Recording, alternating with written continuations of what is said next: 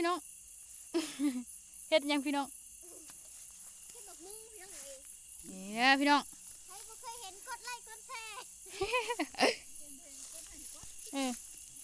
นี่เด้อ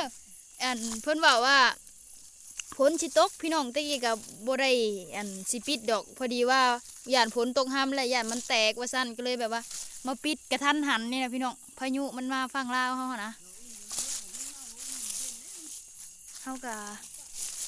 มาปิดบักมูพี่น้องปิดบักมูซอยเพิ่นบ่แม่นอันบ่ได้ปลูกหรอกพี่เฮาก็แต่ว่ามันปิดซอยเพิ่นนะพี่น้องต่างคนต่างซอยกันเลยสินะลูกขลุ่ยพี่น้องก็แม่ไลฟ์สดเลยเนาะทางช่อง YouTube นะฮะ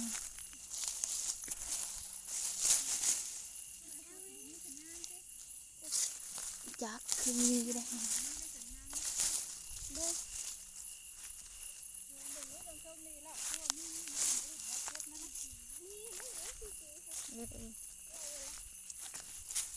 ใน YouTube เอาไร YouTube ดอกโอ้หมาใหญ่เลยพี่น้องสุก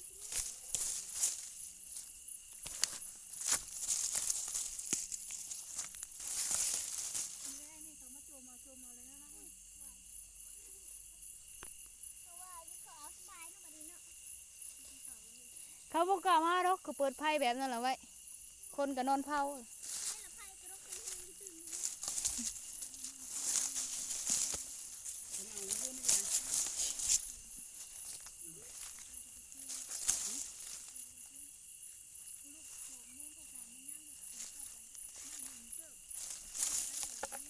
พี่น้อง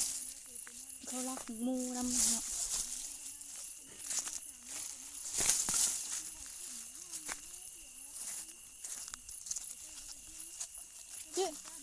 จุ๊เจ้าบ่ได้อันมานอนเผาบ่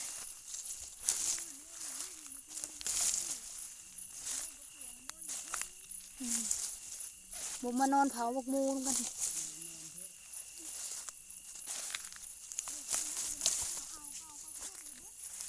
คันนี้มันมีหมาก็มันยังสิเห่าเลยเนาะคันได้นอนนี่มันบุหูเมื่อแล้วหมูบัดจ้องอย่างมาลักเนาะเขาผัดแบบว่า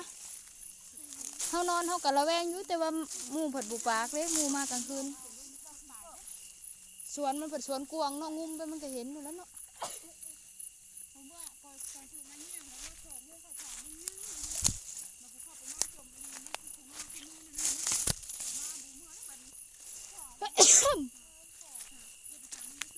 ป้าพี่น้องจะมาที่ไงเลยนี่ฝากกดไลค์กดแชร์เด้อพี่น้องมาเป็นกำลังใจปิดบกมูช่วยกันนะ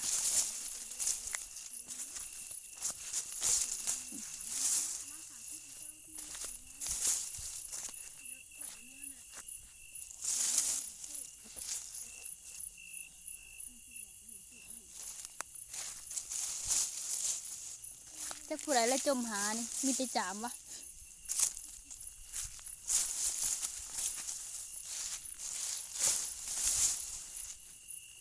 ก็อยากกินมักมูนี่เบกินได้ด้วย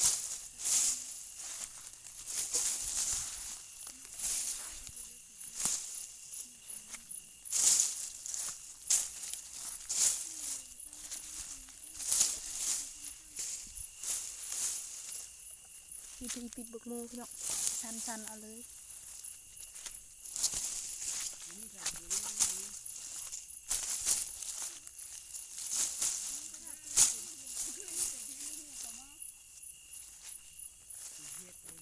โอ้พี่น้องเป็นตะแสบแท้ตัวนี้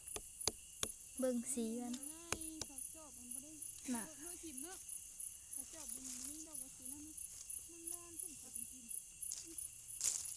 โอ้ยเขาย่อยๆเขามากับบุหูเมื่อดอกสวนกวางปานนี่เนาะงุมเอาเลย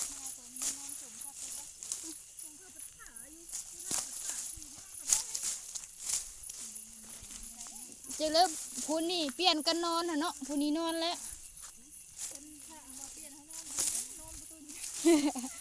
อันไล่ใช่ไหมสมุนค่ะ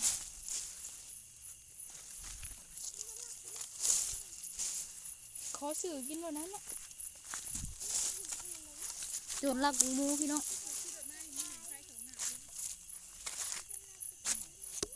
ยสะอ่อนเนาะพี่น้องเนาะตัวนี้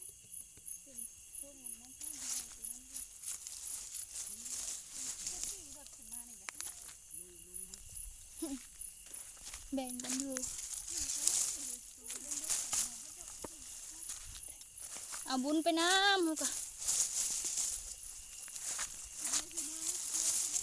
ฮะเดี๋ยวนะ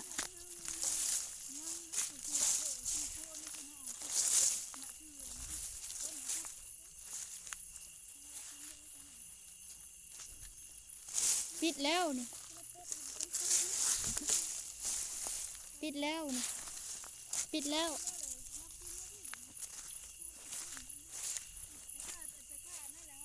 นี่บ่ขึ้นไปที่เลยเนาะเนาะปิดกลางคืนเนาะจากทางใดเป็นทางนั้นแหละเขากับลงกำเลยพี่น้องเอ้ยนี่มีแต่หมักมูตัวเยอะเยอะแท้คนเสียไปขายอยู่อันตลาดอันบ้านน้องบกเมืองน้องบกเหรอวะแข่งสวรรณเขตคือเก่าขมวนบ่แข่งขมวนท่านบ้านอันวัดอันครูบาไปแม่นแล้วคนเราแขวงแล้วไป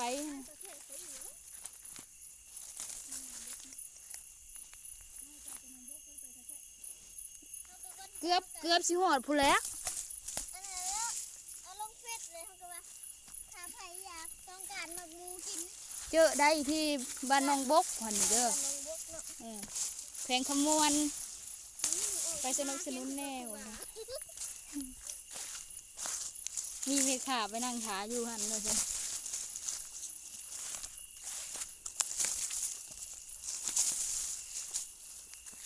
เนี่ย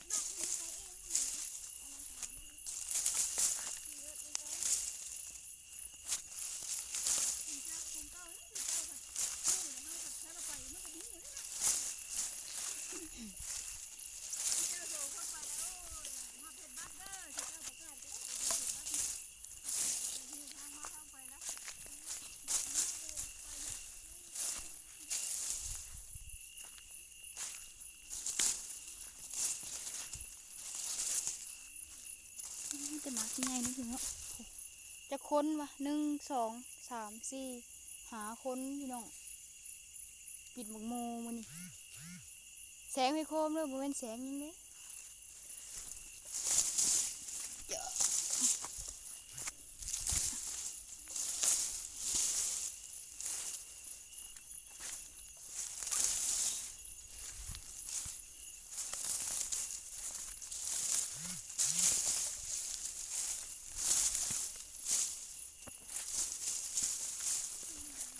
ดึงเกลือวิธีปิดกับบัวให้ขวัญนี่ล้นพี่น้องพยายามนี่ให้มันเป็นแบบนี้เนาะเพื่อแบบว่าคันมันล้นนี่เพิ่นว่ามันสีเหี่ยวไว้ว่าซั่นอันนี้บัเหี่ยวบัเป็นหยังเนาะคือมันสีแดงต้องอยู่เนาะมันหวานน้อยจ้ะเดี๋ยวมันงามนะเนาะ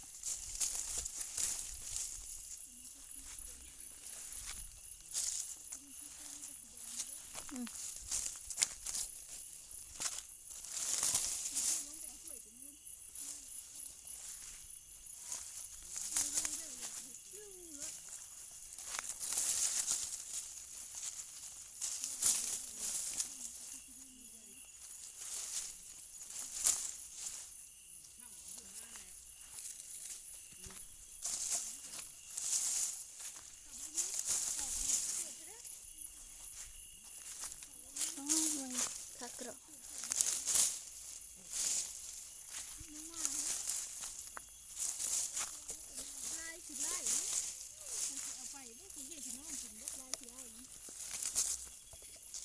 พี่น้องลายบ่เขาเพิ่นบ่เลือกหรอกว่าขี้ลายหรืองามอ่ะอันลูกค่ะเขาเจ้าเบิ่งมากว่าแซ่บแล้วไปว่ะ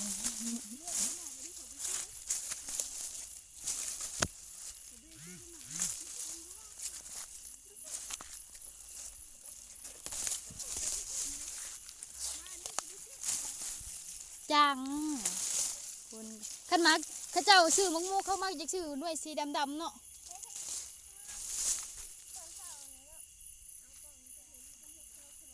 อืม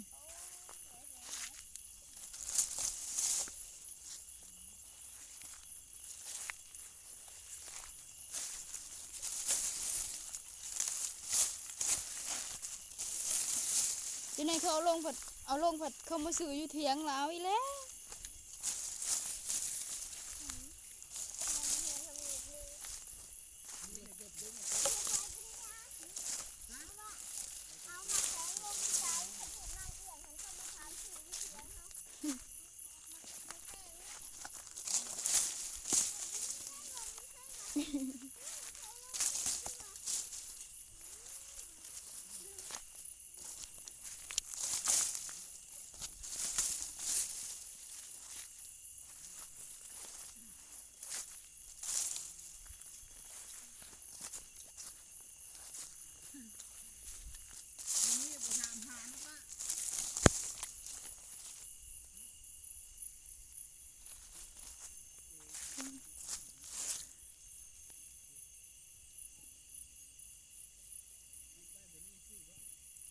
หลายแฮงพี่น้องพูดนะ3 4 6 คน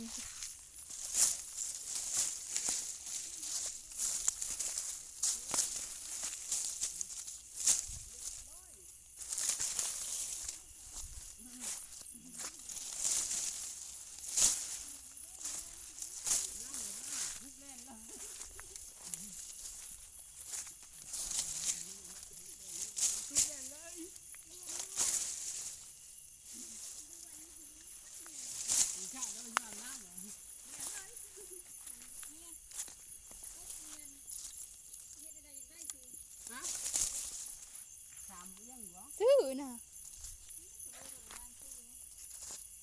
บ่เนาะเขาเจ้าขายเป็นถง4 โต20,000ผู้บ่มีถง10,000ซุมื้อนี้ทางบ้านเฮาน่ะเฮ้อธรรมชาตินี่ล่ะ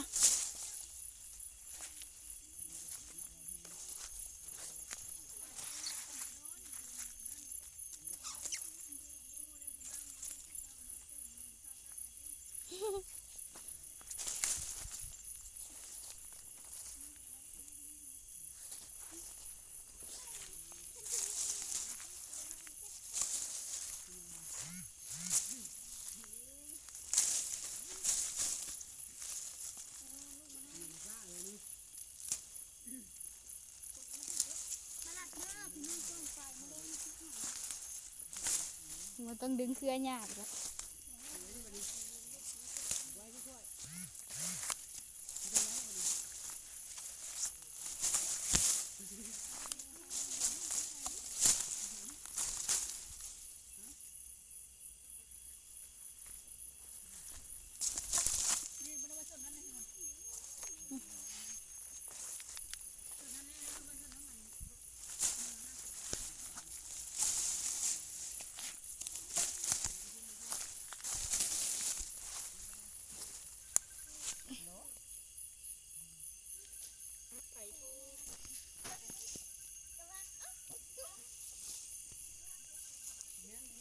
คุยสูบยาบ่สูบยาดื้อหลังไผ่คือควันแท้ดังไผ่นี่นะ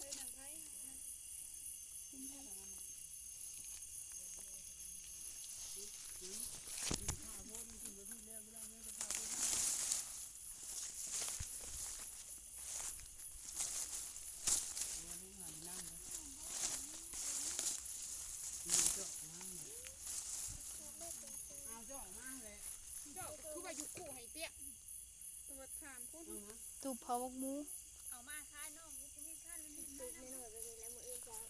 มันให้กันถ้าโบงมันจิ้มเชื่อมลงไว้ยังนี้ที่โบนี่ก็จิ้มเว้นไม่ได้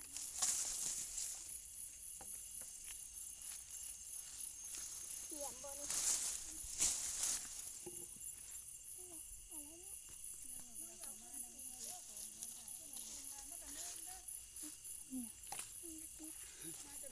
เห็ดคือลุงบุคือลุงเลยเนาะเอาเขาบอกเก็บแถวลงนี่เอาเก็บแถวลงนี่เก็บลงนี่เก็บกาดไม่คนลมมาแล้วก็จุ่มนะ เย็นเด้